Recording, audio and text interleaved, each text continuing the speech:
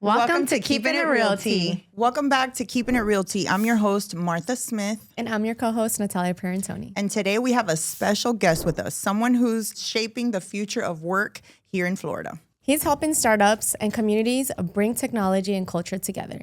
Please welcome the CEO of Vida Talent Solutions, Jesus Vidaurri. Woo! Thank you for having me. I'm excited to be here. I'm excited to have you Thank you so much for coming. We appreciate you coming out and talking to us. Yes. So tell us a little bit about your background and how did you get into the world of talent strategy? I'll be honest, it was completely by accident, by chance. A few years ago, like 10 years ago now, I was a personal trainer at Crunch Fitness for a little bit under a year. I had just graduated from USF. I thought I was going to be a personal trainer for the rest of my life. And life took a different direction. One day I just got a random message on LinkedIn and somebody said, "Hey, do you want to be a tech recruiter?" I said, "Okay, like what is this? Me? What is that? Of all people, like what do I do? How do I get started? Like what's the deal?" And you know, as a kid fresh out of college, finally getting into the corporate world, I was like, "Okay, I'll take this chance," right? So, you know, I ended up working for one of the largest tech staffing firms in the country. They specifically focused in tech. And that's really where I got my start in like talent and recruiting and all things HR. And so, yeah, that was kind of the start. You talk about connecting people and technology and culture. Can you break that down and let us know what that looks like? I'll break it down into three different parts. I'll start with the people, right? So as a recruiter by nature, it's essentially what I do. My job is to help find people jobs, right? So it's all about the people. So that's number one. Number two, you know, when we talk about technology, I mean, that was completely by chance. I could have been a recruiter in any other segment, sales, finance, insurance, whatever. There's recruiters for literally every industry out there. But technology was just something that, again, fell on my lap and I just fell in love with it. I didn't know anything about it. And so I remember when I first started, I would pick up the phone, call some software engineer, and be like, "Hey man, I got a job for you." And then I would tell him the job and he's like, "This isn't what I do." And I said, "Oh, okay." So it was a little awkward, right? But at some point I said to myself, well, if I really want to be good at what I do, I got to learn the language. I got to understand what these people do. And so over the years, I got really immersed into technology. I mean, even today I consider myself a technologist. I don't really consider myself an HR recruiter person. I learned how to code even just to talk to these people, right? To talk to them better.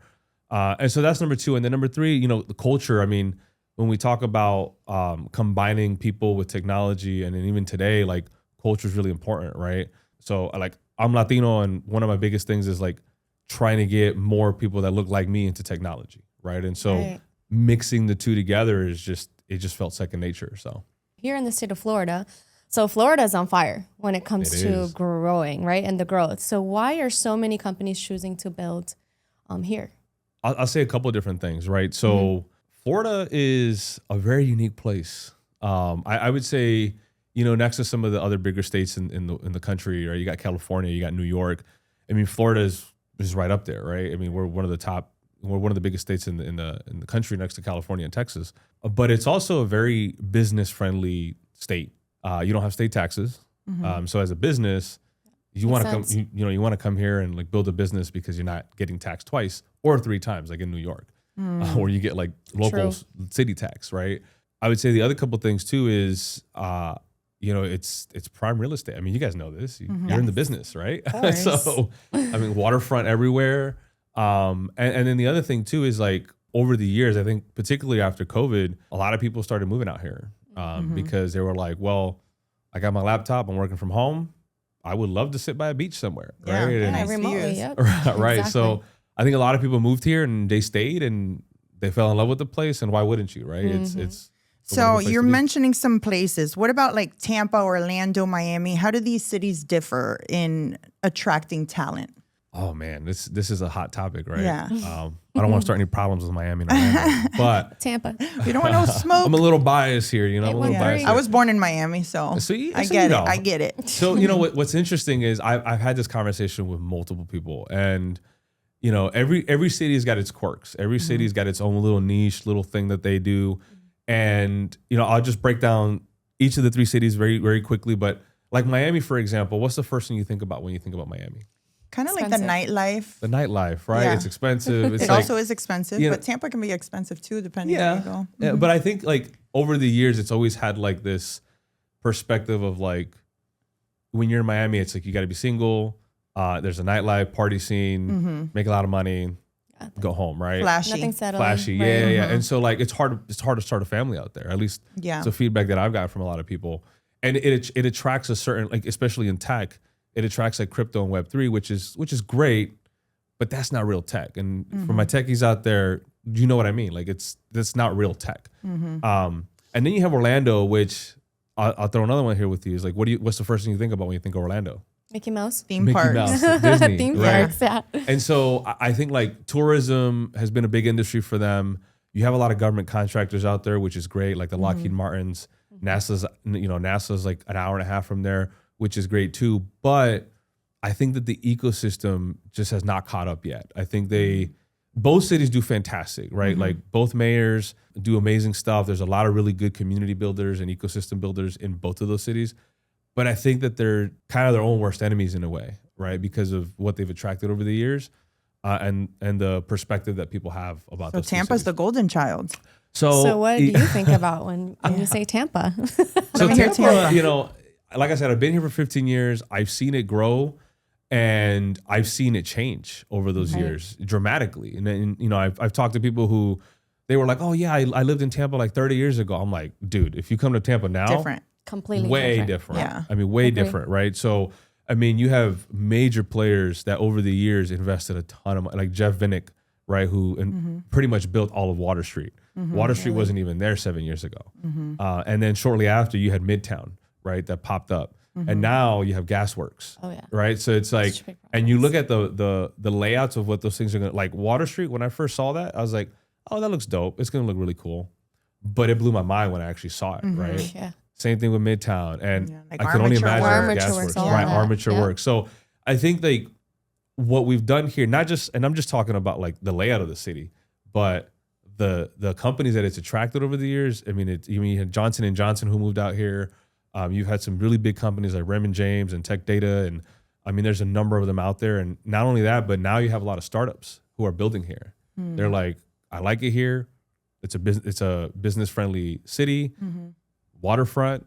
And why do I want to go anywhere else? Right? I'm already building a really good company here. So Working your vacation, yeah. So speaking of startups, right, and business owners, how can they utilize your services to scale their business? there's a couple things that I do, right? So Vida Talent Solutions is just one of the things that I do. And, for that line of work, I really focus around helping businesses figure out how to scale and grow their teams, right? And so a lot of the times people think that, it's just a matter of going on Indeed and like putting out a job posting and boom, you got a magic person that shows up in your front door the next day.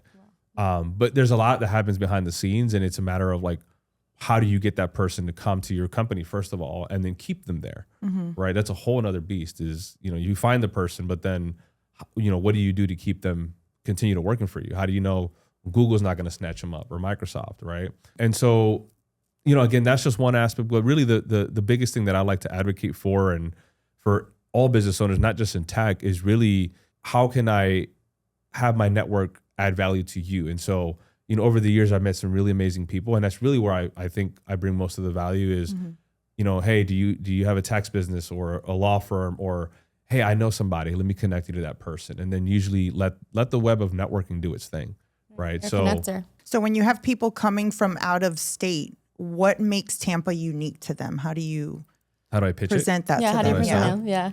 That's Gasparilla. That's it. Yeah, Gasparilla, right? That's a good one. Come be a pirate for a day. Yes. Like I said, I said it earlier, when we were talking about the three different cities. I think one, there's a lot of opportunity here, right? I mean, there's businesses across every industry you can think of, whether it's finance or healthcare or technology, sports, right? You got 3 of the major sports teams in the country here, 4, I think, maybe. Am I like throwing that off, right? We got the Rays, the Bucks, The Lightning. The Lightning.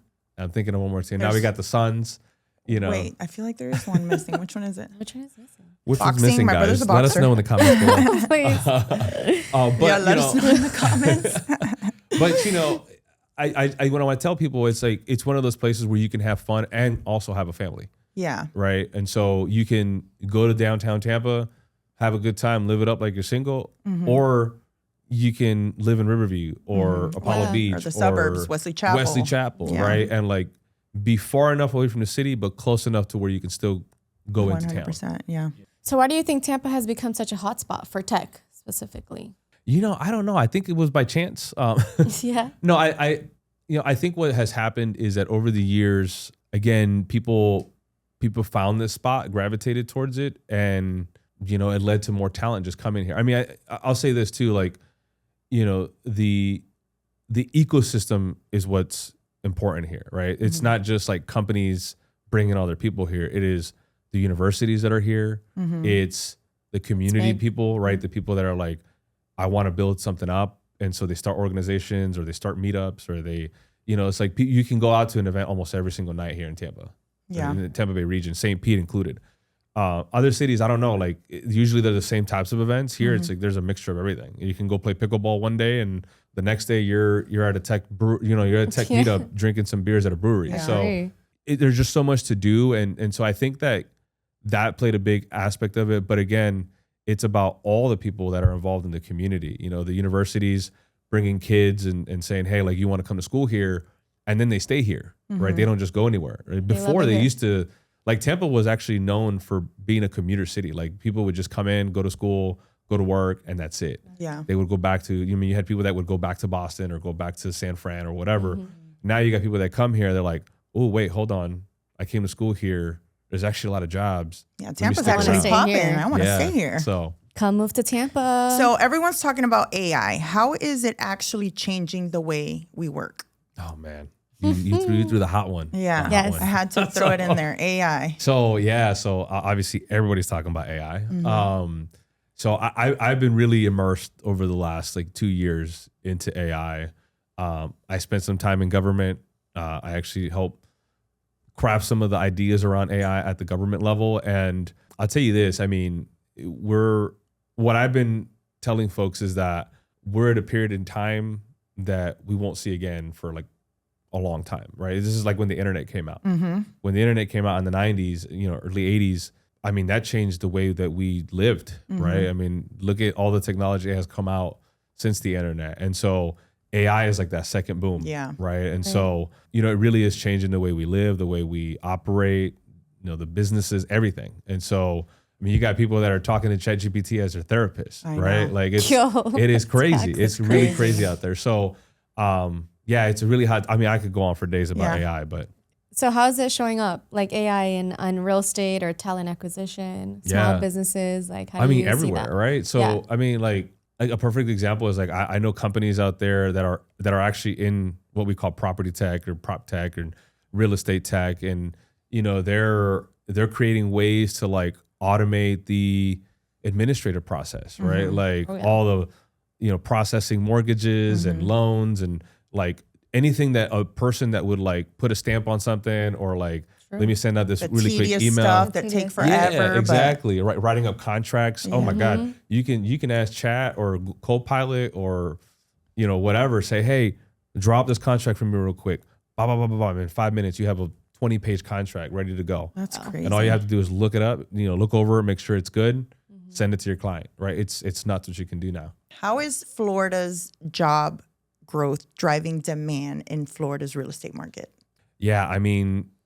Again, I mean, we're talking, I've only really seen it grow for the last 10 years.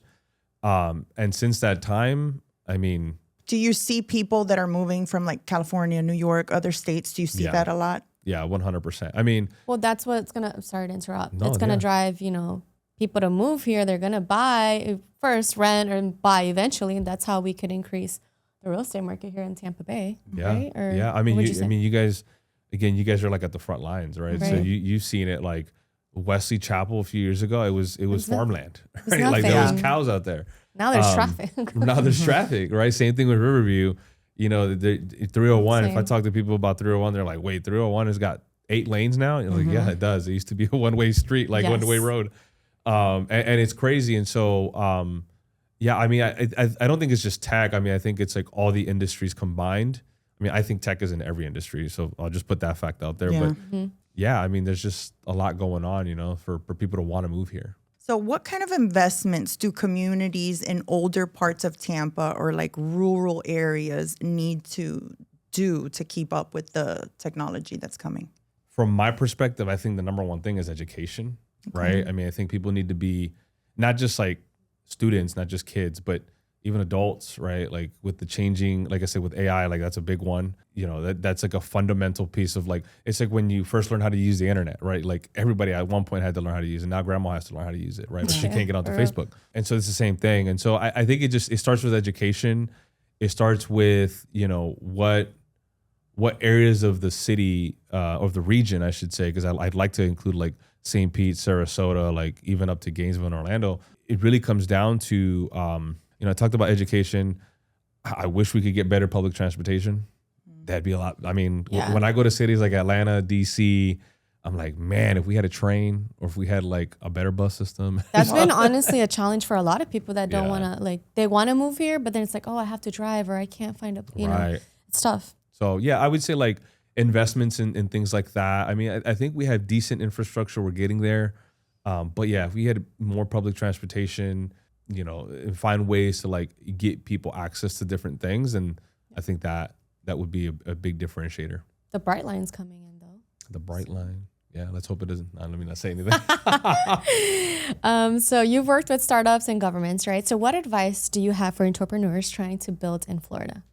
I think the number one thing, at least in Florida, is get to know the players. Florida, I think, is one of those. It's one of those unique states that, like, it's very big, it's very massive, but for the size that we are, it's very easy to go 2 hours to Orlando, 4 hours down to Miami, 2 hours to Gainesville, you know, and really get to connect with the entire state, right? Especially if you're a startup. If you're a startup, you're probably looking for funding.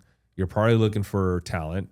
You're probably looking for investors and other startups that maybe you can partner with. And so you may not always find it all here in Tampa. So going out to other places, you can do that. Right. Like I'll give you an example. If you go to California, between San Francisco and LA, that's like 8 hours, 9 hours. Who's driving that? No one, so right? So you're more than likely going to fly. But then let's say you have a whole team of people. Are you going to fly your whole team out there? Yeah. You could, but it's going to cost you a lot of money. And so when you can just like pack up the SUV and, you know, hit a road trip down rent to Miami, a van. Right, rent a van or something. So I think like that's one of the biggest things is like get to know the players, network with the right people in the regions. Florida's not used to having entrepreneurs. Florida's used to building very long-term companies and staying here and or bringing companies over. And so don't be afraid to ask. Don't be afraid to ask for help. You know, connect with the people that are not in your industries. Find yourself a lawyer, find yourself an accountant, find yourself a good real estate person to find you some property. You have to like understand all the players in that ecosystem to like really get what you need out of it. So yeah, great advice. Amazing advice. Before we move on to our rapid fire round, is there anything else that you want to add that we didn't cover? Or we're good, ready to play this game? Let's go for it. Let's go. Let's put him in the hot seat. Let's go. All right. All right. So what's one skill every young professional should be learning right now? Oh, that's an easy one. AI. AI. 1,000%. That was an easy one. We were just warming you up. Yeah, we warm you up. We don't want to throw you in the fire right away. So would you rather invest in people or platforms? People, 1,000%. Okay, good. Okay. Who inspires you? Oh, who inspires me? I mean, a lot of people do, but who are you envisioning right now? I could tell. Bill Gates. I'm a trainer at heart still, you know, like, so like I'm really big into sports and coaching and all that stuff. And so like, I think the first person that comes to mind is David Goggins. Okay. Right. So if you know anything about David. Let's go, get up. Yeah. Like, I mean, I think like, I mean, he's a little old school now, right? He's been around for a little while, but I think that mentality of just keep going no matter what, even when life smacks you in the face, like get up and do the damn thing, you know, like that's. Are you a morning person or a night owl? That's tough because now I'm finding that I'm both, which is a bad thing. Wow, that means I think go that's to sleep. the first time somebody says both. Yeah. Well, you know, I I go to sleep late, but then I also wake up early to get my workouts in. So, but what do you prefer? What are you? If I had a preference, yeah. I don't know. I think I'm finding that I'm more of a morning person now. Yeah. Good. Okay. Amazing. So if Tampa were a person, what would their personality be? We've had so many choices. Oh my God. Did you hear what we said behind the sines about this one? Oh man, that's a good question. I don't know. I feel like, is Tampa a guy or a girl? I don't know. You tell me. I feel like the personality of Tampa is like a little sassy, but a little classy. Ooh, you know, a little bit of spice, a but little bit of this. I mean, you gotta think of like, it's a very diverse city. There's just so much, right? You can have like plátano maduro one day and like you can go have some like Caribbean jerk chicken the next day. Like and go to a fancy steakhouse. And then go to a fancy steakhouse in downtown. So it's like you get a little bit of like multiple different worlds. And so I think like I think of like a very like not too uppity, but uppity enough. You know, and like, I love it. But she can scrap when the time is right. She's cool. Yeah. Oh, so Tampa's a she now, huh? I guess that's so. what I think so. Hire based on vibes or resume? Which one would you choose? It has to be vibes. Yeah. I think normally my gut we spoke is about usually this. Right. Yeah. Best advice you've ever received in one sentence. I wouldn't say that it's more of advice, but I think like it's stuff that I've learned from people over the years. Yeah, I think in my younger years, I was all about like the hustle and the grind and like making money and doing all these things. But I think over the years, and especially when I worked in government and then I left, I think it was like what I do impacts the people around me, right? And so if I choose to do something, it's for the greater good. So like if whatever I choose to do next, or even right now in my current work, it's about is what I'm doing helping the next person, right? And so I love that. I think those are like I'm hearing all the voices in my head from all the like brilliant minds that I've worked with over the years that are like, it's about the people, it's about the mission, it's about helping other people. Be more purposeful. So, yeah. Well, Jesus, thank you so much for breaking down all this information for us. Talent, tech, growth. This was amazing. How can our listeners find you on social media or? Yeah, you can find me on several different platforms. In the professional world, I guess you can find me mainly on LinkedIn. I spend a lot of my time there. I do have a YouTube channel. I have Instagram. I also have a fitness Instagram if anybody's interested. I do mostly triathlon content on there. But yeah, I mean, if you look me up, Jesus Vidaurri, I'm sure I'll pop up. There's not many Vidaurris out there. We'll spell it for you guys. Yes. So just make sure to give him a follow. And if you would like to be a guest on our show, email us at keepingitrealty@gmail.com. See you next time on Keeping It Realty. Thank you all for tuning into our podcast. And I hope you guys enjoyed it as much as we did. Don't forget to follow us on social media at keepingitreal_T and share this episode with all your friends. If you guys have any questions and topics that you guys would like for us for future episodes, let us know. Shoot us a message. We would love to hear from you guys. See you next time on Keeping It Realty.